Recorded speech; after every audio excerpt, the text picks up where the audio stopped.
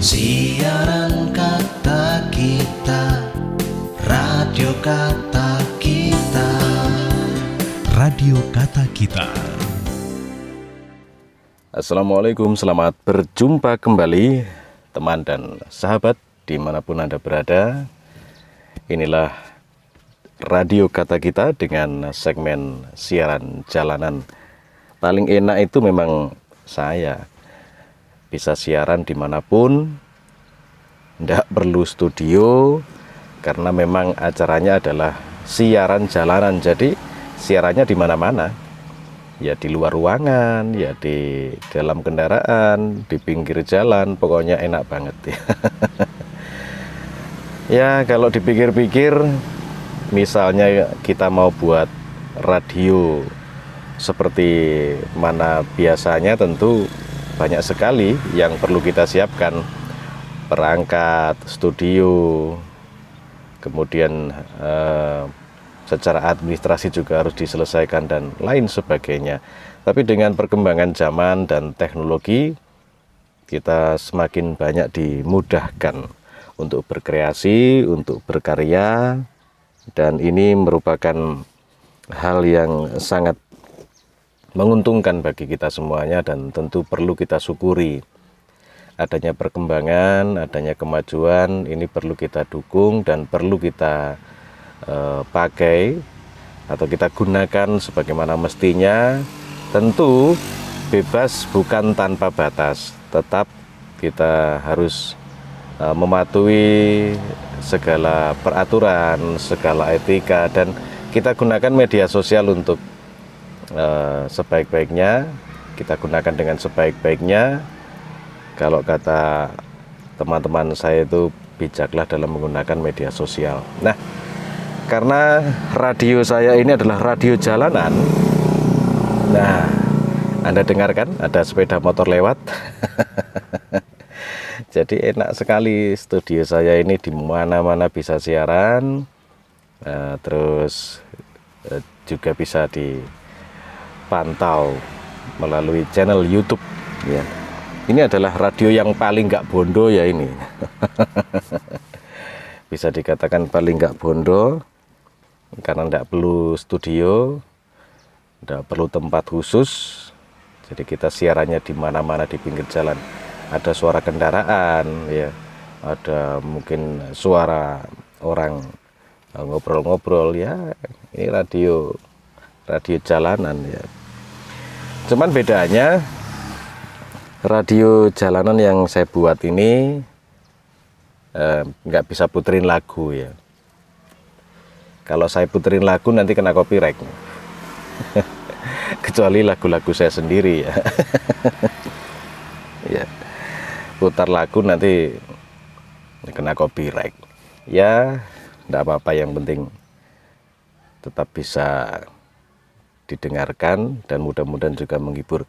Tapi kalau untuk bagi-bagi salam masih bisa lah. Jadi Anda mungkin yang nantinya tertarik untuk bagi-bagi salam, boleh bagi-bagi salam, silahkan nanti ditulis di kolom komentar ya, dari siapa, untuk siapa, salamnya untuk siapa, kan begitu layaknya radio, cuman radio jalanan. Sekarang ini hari Minggu, saat saya melakukan siaran jalanan hari Minggu, dan saya berada di salah satu wilayah di Kabupaten Banyuwangi Kota. Kegiatan saya kalau hari Minggu ya rutin, yaitu mengantar si kecil, anak saya yang kedua. Ini kan kegiatannya adalah tari ya. Dia kursus tari, belajar tari, dan ada 2 sanggar yang diikuti. Biasanya hari Minggu itu kalau tidak di Sanggar Rama Lestari, ya di Sanggar Langlang Buana Banyuwangi Kota. Jadi hari Minggu itulah kegiatan saya, ngikutin si kecil untuk berlatih nari. Kesenian di Banyuwangi memang luar biasa. Jadi anak-anak mulai kecil sudah dikenalkan, didekatkan dengan keseniannya, agar selain untuk mengasah bakat, juga tentunya agar mereka mencintai budayanya, mencintai keseniannya. Kalau bukan warganya sendiri, siapa lagi yang akan mencintai? Dan itu kita harus mencintai kebudayaan dan kesenian kita. Dengan kita mencintai kebudayaan kita, menyayangi kesenian kita, maka kesenian dan kebudayaan itu akan semakin kuat, dan harapan kita orang lain juga akan bisa menikmati hasil karya teman-teman seniman. Khususnya kalau saya berbicara sekarang ini tentang seni Banyuwangi. Semakin kita cintai kesenian kita, tentu akan berbuah hasil yang luar biasa. Tapi kalau kita tidak mencintai kesenian dan kebudayaan kita, tidak mungkin juga orang lain akan suka, akan cinta, karena tidak ada yang mengenalkan. Nah, ini adalah wujud dan cara kita untuk mengenalkan kesenian dan kebudayaan yang kita miliki. Karena di Indonesia ini memang ribuan jenis kebudayaan, banyak sekali, dan semuanya bagus-bagus. Nah, inilah yang perlu kita syukuri, yang perlu kita lestarikan. Alhamdulillah kita dilahirkan di negara tercinta Indonesia dengan berbagai macam suku, dengan berbagai macam kesenian dan kebudayaan. Senang sekali, luar biasa sekali, bangga menjadi rakyat Indonesia. Dan bagaimana dengan kegiatan Anda di hari Minggu ini? Apakah betul-betul Anda libur, tidak ada aktivitas, dan menikmati hari libur 1 pekan sekali di hari Ahad ini? Mudah-mudahan liburan Anda, waktu istirahat Anda kali ini sangat menyenangkan, apalagi kalau betul-betul bisa berkumpul bersama keluarga. Kalau hari libur seperti ini, selain menggunakan waktu untuk beristirahat, ada juga yang menggunakan waktu untuk berkumpul bersama keluarga di tempat wisata. Tapi karena sekarang memang masih belum sepenuhnya bebas, artinya kita masih diintai oleh wabah virus corona, maka tentu ketika kita akan bepergian, kita akan berwisata, tetap saya ingatkan, patuhi protokol kesehatan, patuhi peraturan, patuhi yang sudah ditetapkan agar semuanya tetap berjalan dengan lancar. Tentu harapan terakhir kita adalah semoga wabah ini segera berakhir dan kembali normal, sehingga tidak ada sekat lagi, tidak ada jarak lagi, semuanya sehat, semuanya lancar lagi ya.